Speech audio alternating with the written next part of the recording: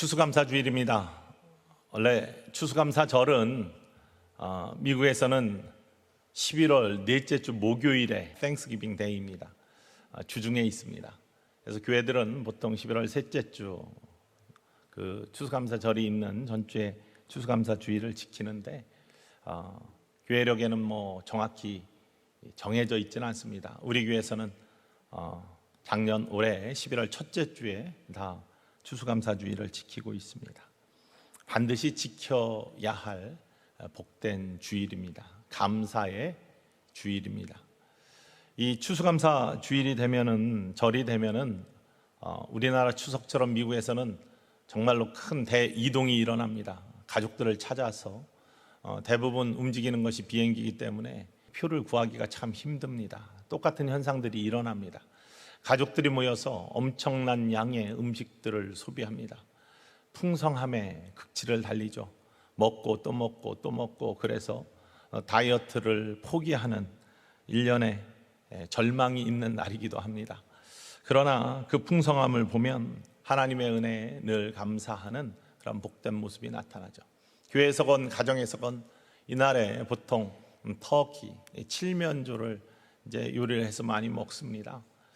스터핑을 많이 뱃속에 집어넣고 우리나라처럼 끓이는 것이 아니라 오븐에 오랫동안 구워가지고 칠면조를 먹습니다. 저는 별로 좋아하지 않아서 햄으로 대신해서 많이 먹기도 했습니다.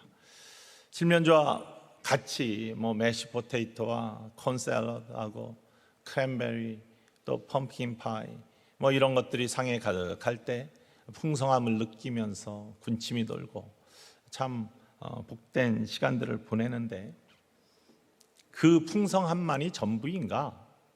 우리는 추수감사 주일을 보내면서 이렇게 제단에 장식된 아름다운 축복의 모습들을 바라보면서, 열매들을 바라보면서 주신 풍성함만이 전부인가?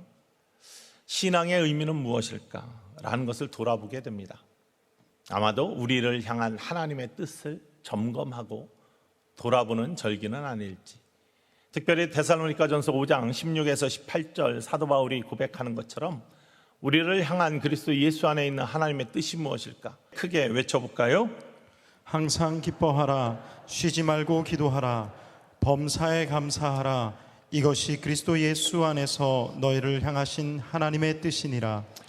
이러한 그리스도 예수 안에 있는 우리를 향한 하나님의 뜻을 다시 한번 확인하는 시간들은 아닐까? 항상 기뻐하면서 나는 살았는가? 풍족하거나 부족하거나 상황에 상관없이 항상 영적인 기쁨과 만족은 나에게 있었는가?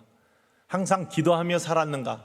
주님과의 관계는 끊어지지 아니하고 늘 하나님을 바라보며 살았고, 또한 주님이 나의 주인 되심과 주관자 되심을 고백하며 삶을 살아왔는가? 범사에 감사하라고 하셨는데 순간순간이 모든 것이 하나님의 은혜라고 나는 고백하면서 삶을 살았는가? 이 추수감사 주일에는 1년의 삶을 돌아보면서 우리의 영적인 상태도 진단해보고 다시 한번 하나님의 뜻을 분별하고 하나님 앞에 항상 기뻐하고 쉬지 말고 기도하고 범사에 감사하는 이런 은혜의 삶을 고백할 수 있는 축복의 시간이 아닌지. 추수감사절의 유래를 우리는 잘 알고 있습니다. 아마 교회학교 다니신 분들은 교회학교에서부터, 그리고 추수감사절을 보내면서 여러 번 들으셨을 것입니다. 1620년 9월에 영국에서부터 청교도들이 신앙의 박해를 피해서, 그러니까 그 당시에 영국 성공회와 또 캐톨릭 교회의 그런 박해들을 피해가지고 자유의 땅을 찾아서 신대륙 미국으로 배를 타고 건너옵니다. 3개월 동안의 모진 고통을 견디고 지금의 뉴 잉글랜드 지방 보스턴 지역 주변 그 해변으로 정박하게 되죠. 신앙의 자유를 찾아왔는데 102명의 청교도들이 건너왔는데 그들에게 앞에 놓여 있는 것은 자유와 번영이 아니었습니다. 물론 종교의 자유를 찾고 마음껏 예배하고 찬양할 수 있었지만 금방 닥친 겨울, 이 동북부, 미 대륙의 동북부의 겨울이 꽤 매섭습니다. 눈도 많이 오고요, 칼바람이 불어오는 그러한 지역입니다. 근데 그곳에서의 겨울나기는 그리 쉽지만 않았습니다. 무슨 장비를 많이 갖고 온 것도 아니고 무슨 비상약을 많이 갖고 온 것도 아니고 1620년입니다. 그들이 닥친 모진 한파와 고통 속에서 그들은 배고픔을 참아야 됐고 추위를 견뎌야 됐고 또 풍토병과 질병과 싸워야 됐습니다. 그런 가운데 반 이상의 청교도들이 죽었습니다. 이런 모진 고통, 어려움, 이것이 그들 앞에 있었는데 그 다음에 메이플라워가 다시 영국으로 돌아갈 때 그 배에 다시 올라탄 사람은, 이곳이 살지 못할 곳이라고 하면서 그 배에 다시 올라탄 사람은 한 사람도 없었습니다.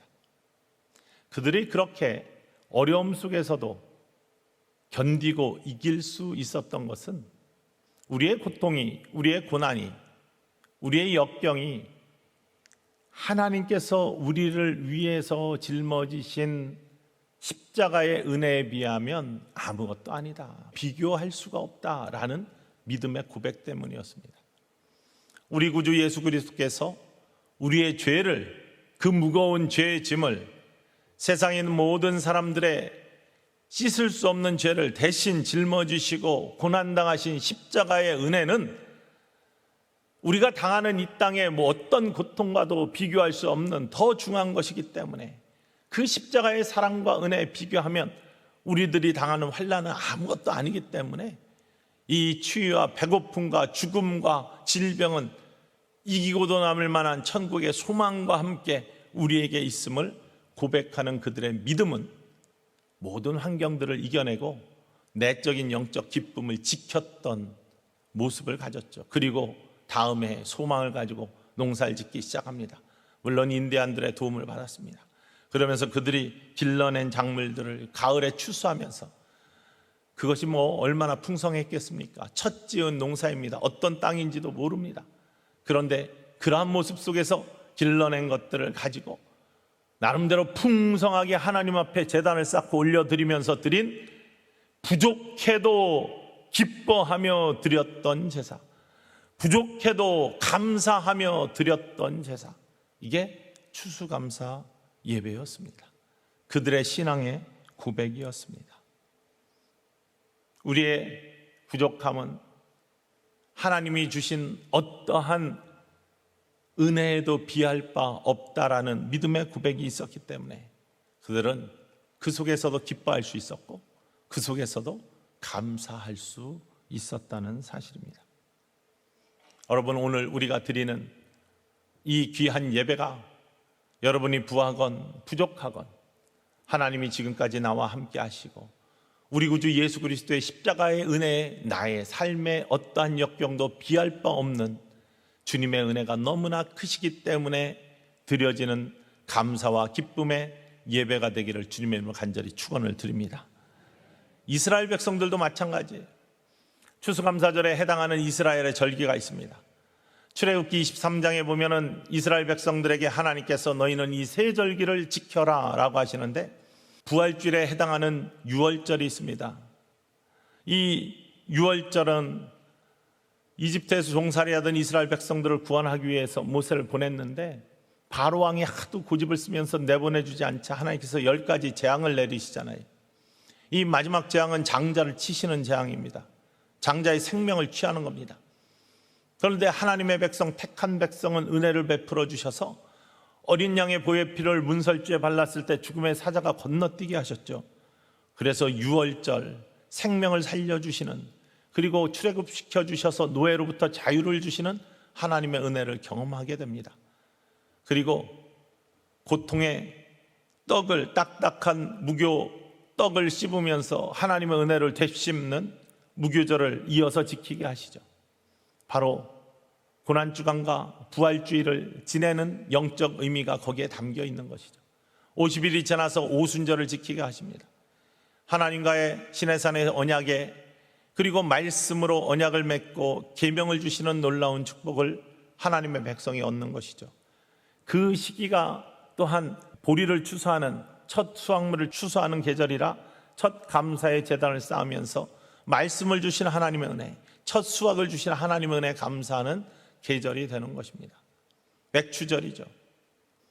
물론 오순절 성령의 다락방이 이 오순절과 겹치기 때문에 성령 강림절, 오순절, 우리 수요 예배 오시면요, 이러한 이름이 왜 다른지, 시기가 어떤지, 어떤 영적인 의미가 있는지 이런 것들을 다 설명을 자세히 들으시고 신앙의 그러한 교훈을 깨달을 수 있어요. 여러분, 수요 예배에서 그런 것들은 자세히 들으시기를 바랍니다. 이러한 오순절 때, 이러한 맥추절에 절기를 지키라고 하십니다. 그리고 바로 추수감사절에 해당하는 또 다른 가을의 절기가 있습니다. 이것이 장막절이라고 불리우고 수장절이라고 불리우고 초막절이라고도 불리우는 그러한 절기입니다. 장막을 치고 초막을 치고, 특별히 가나안 땅에 들어갔을 때 광야의 어려운 시기들을 초막을 치며 기억하면서 여기까지 인도하시는 하나님의 은혜, 하나님이 함께 하지 아니하셨으면 이루어질 수 없는 풍요의 땅 가나안을 열매를 바라보며 기억하는 것, 수확한 것을 저장하면서 풍성함을 주신 하나님의 은혜를 감사하는 감사의 절기, 수장절. 바로 이 절기는 추수감사절이죠. 그들이 광야의 삶이 넉넉해가지고 감사의 예배를 드렸습니까? 그들은 언제나 부족했습니다. 그 부족한 것을 만나와 매출하기로 하나님이 은혜로 먹여주셨어요. 불기둥 구름기둥이 지나갈 때는 따라가고 멈춰설 때는 멈춰섰기 때문에 오래 멈춰 있을 때 그들은 농사를 지었어요.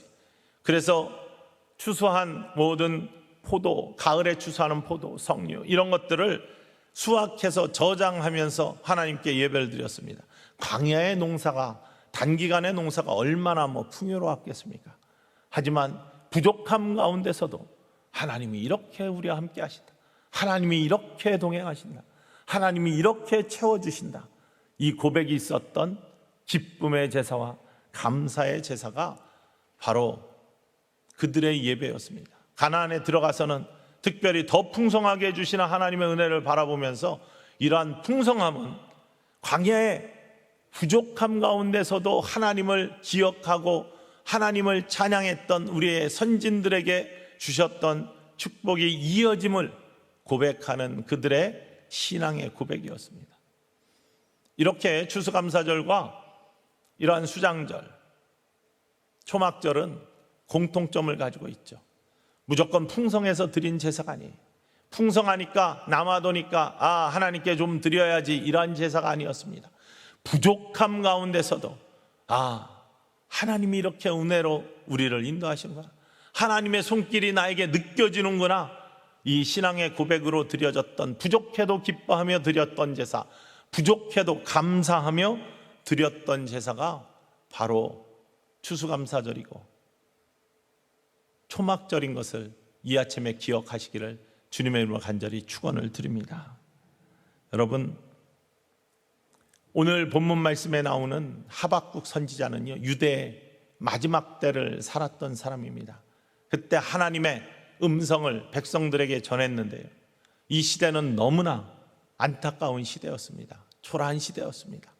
생활이 얼마나 피폐했는지, 너무나 안타까워 어둠이 얼마나 깔려 있는지 성경에 보면 유대의 마지막 때 예루살렘에서는요, 바벨론이 쳐들어와서 포위하고 이런 바람에 이 큰 환란들이 닥쳤는데 어떠한 일이 닥쳤느냐? 성경 나오는 그대로 그들은 대변과 소변을 먹고 배고픔을 달래기 위해서 자기의 아이를 가마솥에 집어넣었다, 이런 표현이 나와요. 자기의 자식을 끓여 먹었다는 거예요. 살 게 없어서. 그러한 피폐한 어두움 속에서 하박국 선지자는 그럼에도 불구하고 하나님이 주시는 소망과 회복을 꿈꾸면서 감사를 잊지 않고 하나님의 동행하심을 잊지 않고 그래도 영으로 올곧게 서기를 바라는 외침의 소리들을 하나님의 백성에게 선포하고 있습니다. 우리도 어려운 1년을 지내왔습니다. 어떤 이들은 경제적으로 굉장히 어려워하셨어요. 어떤 이들은 이 코로나의 공포 때문에 두려워하면서 교회에 오시지 못해요. 우리 마찬가지로 남에게 피해 줄 수 있는 그러한 모습 때문에 교회 문이 닫혔고 함께 예배 드릴 수 없었고, 교회는 모이는 곳인데, 교회는 부름받은 하나님의 백성들이 함께 모여 예배하고 영의 강건함을 이루어 다시 파송되어 각자의 자리에서 하나님을 전파해야 될 사명이 있는 사람들의 공동체인데 모이지 못했어요. 얼마나 안타깝습니까? 얼마나 부족했습니까? 그럼에도 불구하고 그 속에서도 하나님은 우리와 함께 아파하시고 함께 울어주시고, 하나님께서는 우리의 손을 놓지 아니하시고 끝까지 동행하시는 하나님의 손길을 느끼게 하시고, 지금 이렇게 함께 모여 예배할 수 있는 길을 열어주신 우리 하나님께 감사하지 아니할 수가 없습니다. 이스라엘 백성들, 102명의 청교도들, 광야의 이스라엘 백성들, 또 하박국 선지자의 예루살렘에 비하면 우리의 현실은 지금 너무나 행복한데도 불구하고 우리는 여전히 부족하다 하면서 불평과 원망만 있지 않는지 우리의 영적 상태를 돌아보면서 항상 기뻐하고 쉬지 않고 기도하고 범사에 감사하는 것이 우리를 향한 그리스도 예수 안에 있는 하나님의 뜻이라는 것을 다시 한번 확인하는 복된 시간이 되기를 주님의 이름으로 간절히 축원을 드립니다. 여러분, 이렇게 부족한 가운데에서도 기쁨을 지켜내고 감사를 지켜내는 자들은 하나님 반드시 축복하십니다. 미국의 풍요로움이 그냥 이루어진 게 아니에요. 그런 하나님을 향한 온전한 믿음의 고백 속에 하나님 축복하신 겁니다. 뿐만 아니라 이스라엘 백성들의 가나안 축복이요, 광야의 부족함 속에서도 늘 하나님의 은혜를 간절히 사모했던 그들의 모습 속에 주어진 축복입니다. 우리나라는 어떻습니까? 우리나라는 그냥 거저 이렇게 복된 나라가 된지를 아십니까? 우리나라는 하나님께서 얼마나 사랑하시는지 그것들을 여러분들은 어떻게 고백하실 수 있겠습니까? 저는 우리 민족의 선교의 역사를 보면 하나님이 얼마나 우리 민족을 사랑하시고 복되게 하셨는지를 고백하지 아니할 수가 없습니다. 끊임없는 선지자들의 문두림 속에서, 특별히 이렇게 100여 년 된 복음이 전해진 지 얼마 안 된 나라 속에 교회들이 우뚝우뚝 서고 믿음의 사람들이 이렇게 모여 하나님을 찬양하는 주님의 몸된 교회들이 수없이 많이 퍼져 있는 그런 나라는 거의 없습니다. 하나님께서 우리 민족을 얼마나 사랑하셨는지 보여주시는 증거이죠. 특별히 미국 땅이 청교도의 신앙의 전통 위에 세워지고 하나님 축복하셨다고 그러는데 우리 민족도 마찬가지입니다. 우리 민족 속에 하나님께서 역사하신 역사의 증거들이 얼마나 많은지 역사를 보면 알 수 있습니다. 여러분, 우리의 민족 속에 특별히 우리가 건국되면서 그 속에서 하나님께 감사하면서 우리나라의 국회가 시작된 것을 아십니까? 우리나라의 수많은 위기 속에서 하나님께서 믿음의 사람들을 통해서 어떻게 역사하셨는지 그 모습들을 아십니까? 일제강점기 속에서 교회가 끝까지 믿음을 지켜내며 민족의 독립을 위해서 어떻게 싸웠고, 전쟁통 속에서도 괴뢰군의 그러한 총칼 앞에서도 피를 흘려가면서 교회를 지키고 믿음을 지켜 이 땅에 순교의 피를 뿌려가면서 하나님의 은혜가 싹트게 하는 신앙의 선진들의 아름다운 모습들이 얼마나 많이 뿌려졌는지 아십니까? 보릿고개 지나간 지 얼마 안 됐고 잘 먹고 잘 살기 얼마 안 됐지만 그 속에서 우리 하나님께 간구하는 기도의 소리가 얼마나 많았는지 여러분들은 기억하십니까? 우리 민족을 사랑하시는 하나님의 놀라운 은혜가 가득 차 있는 것을 발견합니다. 특별히 아까 말씀드린 우리나라의 맨 처음에 국회가 구성이 되고 첫 의회가 열렸던 그 순간의 자리, 국회 속기록에 가장 먼저 기록되어 있는 것이 무엇인지 아십니까? 하나님께 감사의 기도를 올린 거예요. 1948년 5월 31일이 우리 전 국회 처음으로 모여가지고 옛 지금 없어진 중앙청 회의실에 모여서 의회가 처음 열렸던 날입니다. 50선거를 통해 가지고 198명의 국회의원들이 선출이 되었고요. 그들이 5월 31일에 처음 모여서 국회 첫 의회가 열리던 날, 임시의장으로 선출된 이승만 박사가 사회석에 나와서 마이크를 잡고 처음 한 말이 무엇인지 아십니까? 카랑카랑한 목소리로 그가 처음 한 말이 이렇습니다. 대한민국 독립 민주국회 제1차 회의를 열게 된 것을 하나님께 감사하는 바입니다. 종교, 사상, 무엇을 가지고 있든지 누구나 오늘을 당해가지고 사람의 힘으로만 된 것이라고 우리가 자랑할 수 없을 것입니다. 그러므로 하나님에게 감사를 드리지 않을 수 없습니다. 나는 먼저 우리가 다 성심으로 일어서서 하나님에게 우리가 감사를 드려야 될 터인데, 이은영 의원 나오셔서 간단한 말씀으로 하나님에게 기도를 올려주시기 바랍니다. 이게 우리나라 맨 처음 건국 국회에서 발언된 말입니다. 하나님께 감사의 기도를 올리기 바랍니다. 이은영 의원님, 1948년 5월 31일 첫 국회에서, 우리나라 건국의 첫 국회에서 하나님께 감사의 기도가 올려졌다는 사실을 아십니까? 우리나라 이렇게 하나님께 감사하며 출발한 그러한 나라입니다. 여러분, 이 말을 들고 모든 사람들이 귀를 의심했습니다. 이거는 원래 순서에 없었던 즉흥적인 일이었기 때문에, 특별히 이윤영 의원도 굉장히 당황을 했다고 합니다. 국회 속기록에 그대로 적혀 있는 것입니다. 이윤영 의원은 누구냐면 북한에서 목회를 하던 감리교 목사님이신데, 공산당을 피해서 남하해가지고 서울에 있는 남산 감리교회를 개척하신 분입니다. 그분이 민족을 사랑하는 마음으로 나라를 바로 세우겠다고 국회의원에 나오셨는데, 정치 1번지인 종로에서 당선이 되셔서 처음으로 국회에 들어가신 분입니다. 목사님이기 때문에 아마 이승만 대통령이 지명을 했겠죠. 그가 이 기도를 하라는 음성을 외면치 아니하고 나라를 사랑하는 마음을 국회에서, 국회를 개원하기 전에 먼저, 이게 국회 속기록에 기록되어 있는 거예요, 먼저 하나님께 감사의 기도를 드렸습니다. 여러분, 이 시간 어떠한 감격의 모습이 있었는지 여러분들이 국회의원이 된 것처럼 생각하시고, 제가 이윤영 의원이 된 것처럼 생각하고 기도 한번 해보겠습니다. 속기록에 있는 기도문 그대로를 제가 기도하겠습니다. 여러분 함께 기도합시다. 이 우주와 만물을 창조하시고 인간의 역사를 섭리하시는 하나님이시여, 이 민족을 돌아보시고 이 땅을 축복하셔서 감사에 넘치는 오늘이 있게 하심을 주님께 저희들은 성심으로 감사하나이다. 오랜 시일 동안 이 민족의 고통과 호소를 들으시사 정의의 칼을 빼어 일제 폭력을 굽히시어 이제 하나님이 세계 만방의 양심을 움직이시고 또한 우리 민족 염원을 들으심으로 이 기쁜 역사적 환희의 날을 이 시간에 우리에게 오게 하심은 하나님의 섭리가 세계 만방에 계시된 것으로 저희들은 믿나이다.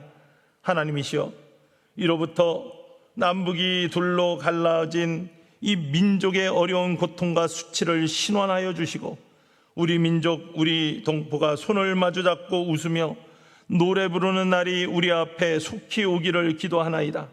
하나님이시여, 원치 아니한 민생의 도탄이 길면 길수록 이 땅의 악마의 권세가 확대되오니 하나님의 거룩하신 영광은 이 땅에 오지 아닐 수밖에 없는 줄로 저희들은 생각하나이다.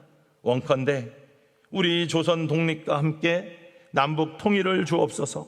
또한 우리 민생의 복락과 아울러 세계 평화를 허락하여 주옵소서. 거룩하신 하나님의 뜻에 의지하여 저희들은 성스럽게 택함을 입어가고 글자 그대로 민족의 대표가 되었습니다.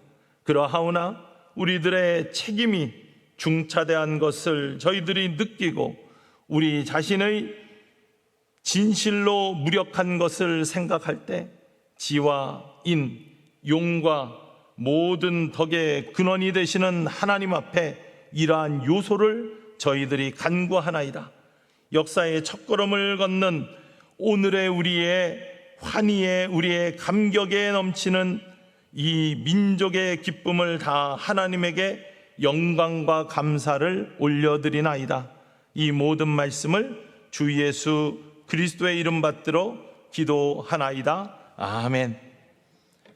여러분, 이것이 재원의 재헌국회 맨 처음에 국회를 열면서 드려졌던 우리나라 국회의 모습입니다.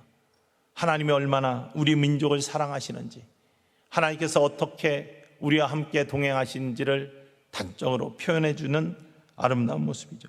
1948년이 풍요로운 시대입니까?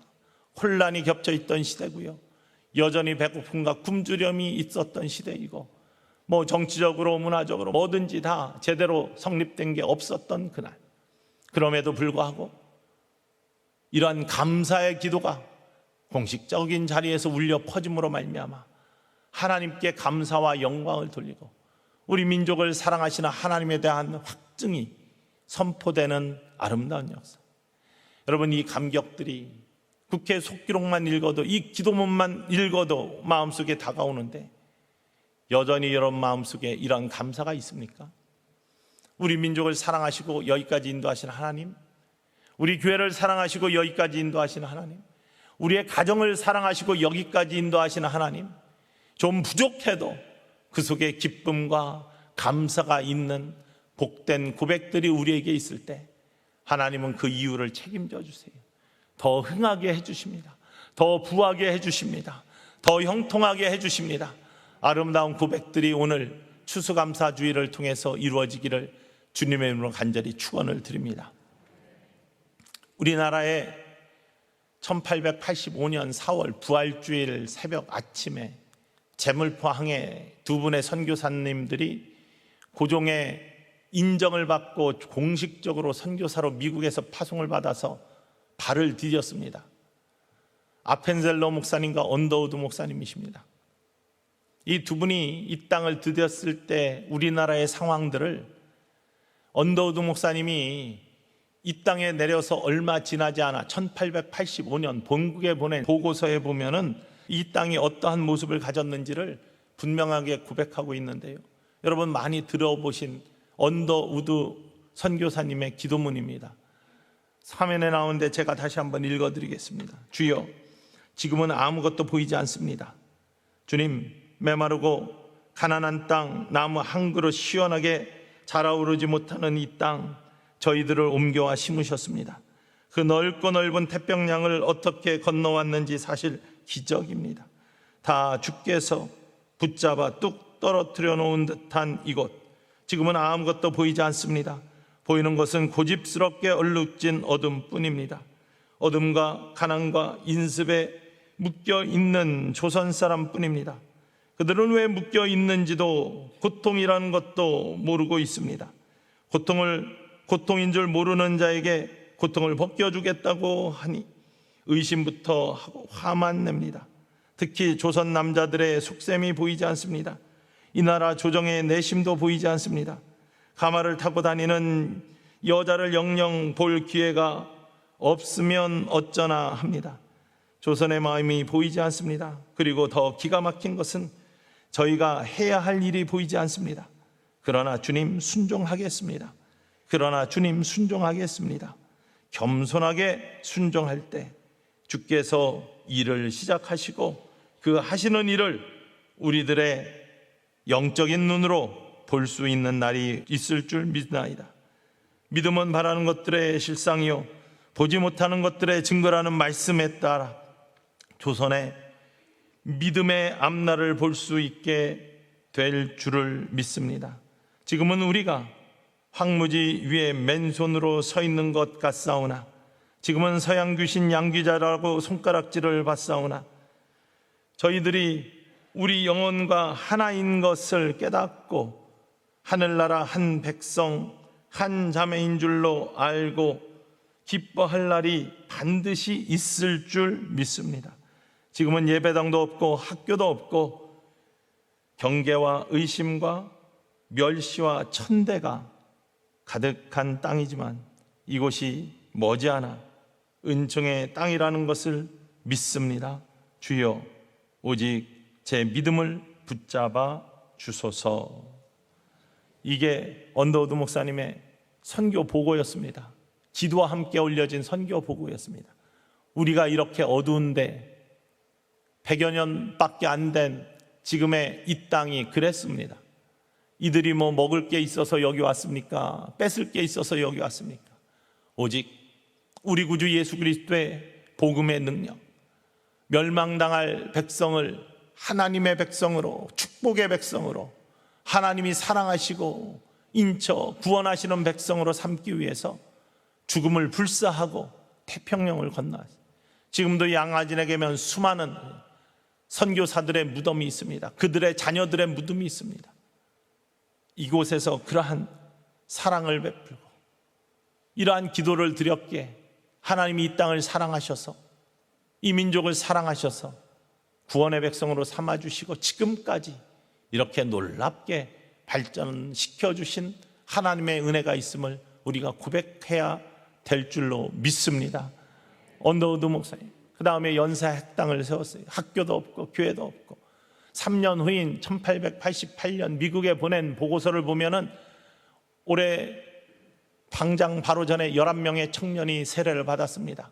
100명이 넘게 모이는 교회가 2곳이나 생겼습니다. 여러분, 아무것도 보이지 않던 땅에 3년 만에 이런 놀라운 하나님의 역사를 본국에 보고하는 선교의 편지를 보내는 모습을 바라볼 수 있습니다. 하나님께서 우리의 민족을 사랑하시고 하나님의 백성을 사랑하시고 여러분을 사랑하시고 특별히 여러분의 영혼을 사랑하셔서 이렇게 믿음의 사람으로 불러주시고 먼저 축복의 통로로 사용해 주시는데 부족하다고, 모자라다고, 나는 풍성하지 않다고 불평만 하고 있다면 항상 기뻐하라, 쉬지 말고 기도하라, 범사에 감사하라. 이는 그리스도 예수 안에서 너희를 향하신 하나님의 뜻이니라. 하나님의 뜻을 이루지 못하는 안타까운 모습을 갖지 않겠습니까? 여러분, 부족해도 풍성해도 기뻐할 수 있는 내면적인 영적 기쁨이 있는 저와 여러분 되기를 주님의 이름으로 간절히 축원을 드립니다. 주님과의 관계가 끊어지지 아니하고 주님이 언제나 나를 인도하고 계시다는, 나의 주관자 되신다는 신앙의 고백이 있기를 주님의 이름으로 축원을 드립니다. 늘 감사하실 수 있는 모든 것이 하나님의 은혜예요 라는 고백이 있기를 원합니다. 어느 목사님 부부가 오래전에 소록도에 방문을 하셨답니다. 선교차 방문을 하셨는데요, 가서 예배를 같이 드리고 또 그들과 만나서 위로의 말을 전하려고 가긴 갔는데 예배가 다 끝난 다음에 요청을 하더랍니다. 이렇게 예배 드리고 오시는 목사님의 안수 받는 것이 우리의 기쁨입니다. 우리가 이렇게 찌그러져 있어도, 이렇게 아파 있어도 같이 와서 예배 드리고 하나님의 은혜를, 사랑을 나눈 것이 우리는 기쁨이고 즐거움입니다. 정말로 얼굴들이 환하더래요. 안수기도 해달라고 해서 예배 끝난 다음에 손을 얹기는 얹었는데 머리가 다 빠지고 찌그러진 그 얼굴에 손을 얹었는데요, 말이 안 나오더래요. 할 말을 잃었더래요. 말문이 막히더래요. 이들을 어떻게 축복해야 되나? 이들에게 어떻게 축복해야 되나? 축복의 말이 안 나오더랍니다. 한센병에 걸려서, 문둥병에 걸려서 정말로 일그러진 얼굴을 가지고, 빠진 머리를 가지고 와서, 그런데 기쁨의 얼굴을 하고 감사하다고 숙이고 있는 그들을 보니까 마음속에 찔림이 있으며 눈물만 왈칵 쏟아지더래요. 나는 어떻게 살았는가? 이들은 이렇게 즐거워하며 기뻐하는데 나는 하나님이 많은 걸 주셨는데, 나는 목사인데도 불구하고 조금 부족하다고 불평하고 불만하고 조금 없다고 하나님께 원망하는 삶은 살지는 않았는지, 이들이 이렇게 즐거워하는 모습을 보니까 나는 정말 죄인이구나, 나는 정말 죄인이구나, 너무나 하나님께 죄송하더래요. 그래서 눈물만 펑펑 흘렸답니다. 옆에서 사모님도 눈물만 펑펑 흘렸대요.